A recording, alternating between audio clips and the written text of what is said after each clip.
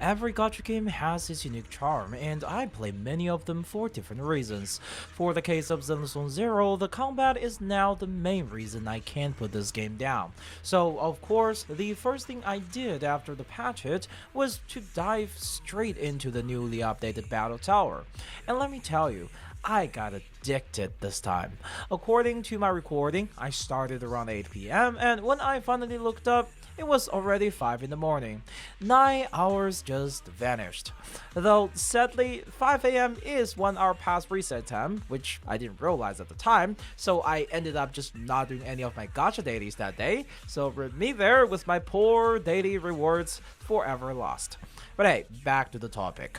Just like before, the polychrome rewards are placed at pretty early stages, and the title come at floor 50.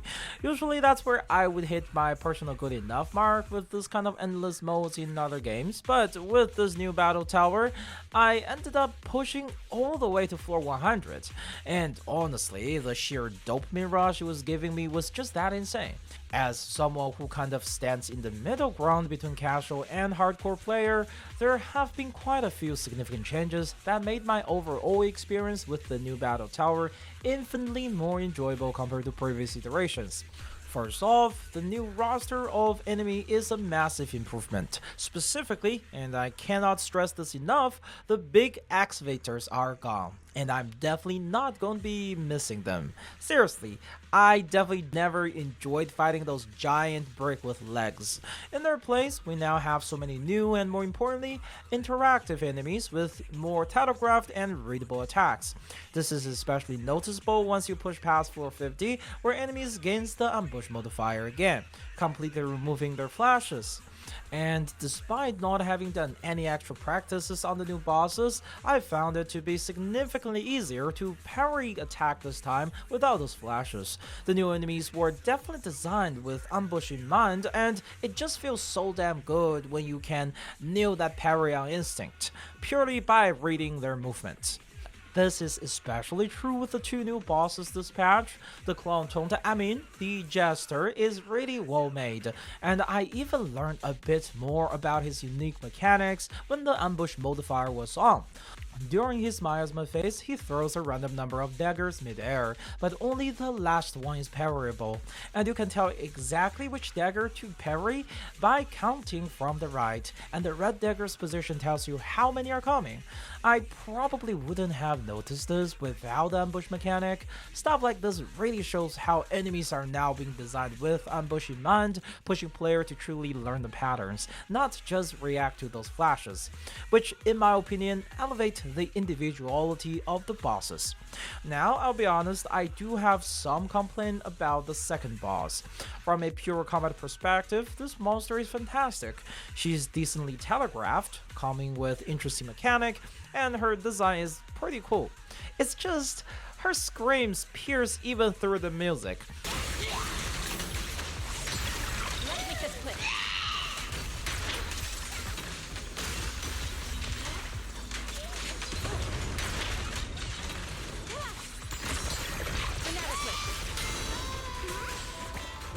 Like, I understand from a plot perspective why she's like this. It totally fits her character, but damn, was it hurting a little when I was trying to get the metal on her floor.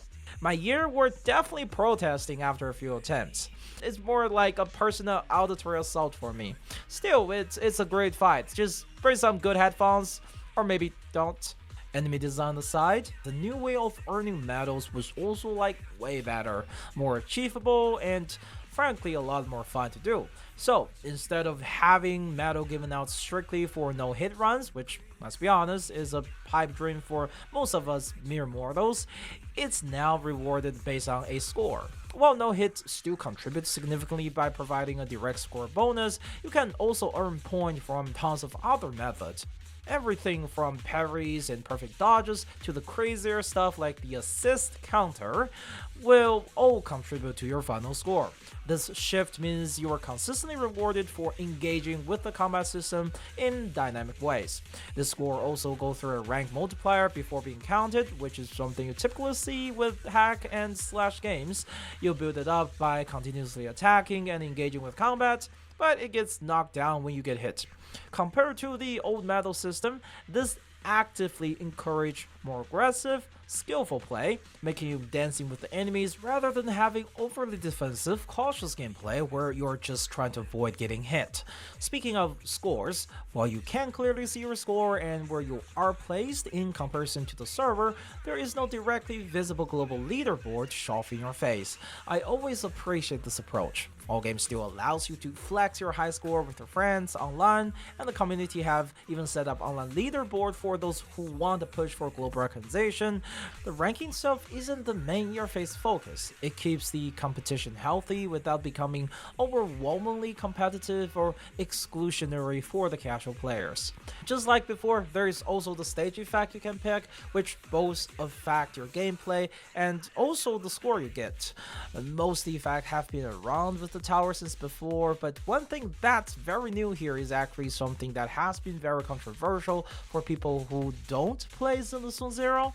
Miasma. Effects will now also grant enemy miasma on spawn, which surprisingly enhanced my experience a lot. And the reason is actually very simple. For those unfamiliar, miasma is essentially a special shield that enemy gain, making them tougher to take down.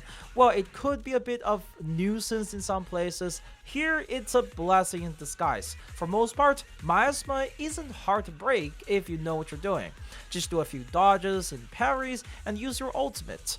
And when you do break it, not only does it deal quite a bit of damage to the enemy, it also recovers a significant amount of energy for your team, which for boss fights allows you to get some extra rotations in back-to-back, chaining ultimates and doing devastating combos. And for mob stages, it turns into those crazy snowball of destructions. You break one miasma shield, instantly regain energy, pop your team skill into maybe another ultimate, clear out half a wave, and you're ready to do it all over again because you just broke even more shield with those energies.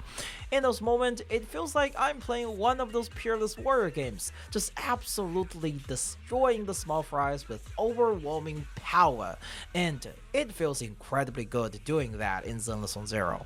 But it's not just the mechanic that's elevating the experience. What really ties it all together is also the presentation. One thing that kept me playing for so long wasn't just the combat itself, it was also the sound design.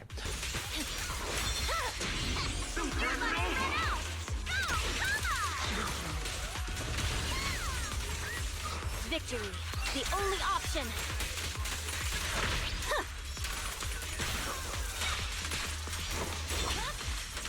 Cycle of yin and yang. My blade is alone. Scatter!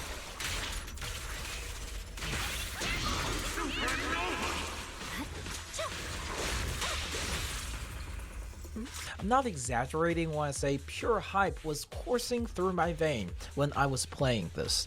The BGM is already amazing.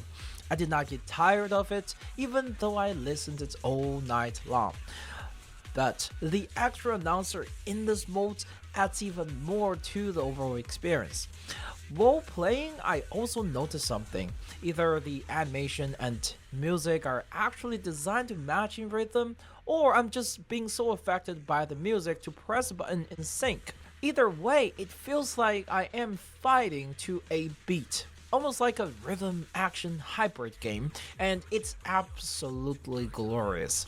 Every perfect dodge and parry and chain attacks feel like me hitting a note. Ultimately, all those changes, from the refined end design to the incredible soundscape, transform the battle tower into an incredible, addictive, and rewarding experience. If you haven't yet, I highly recommend diving into the new battle tower yourself and experience these changes yourself.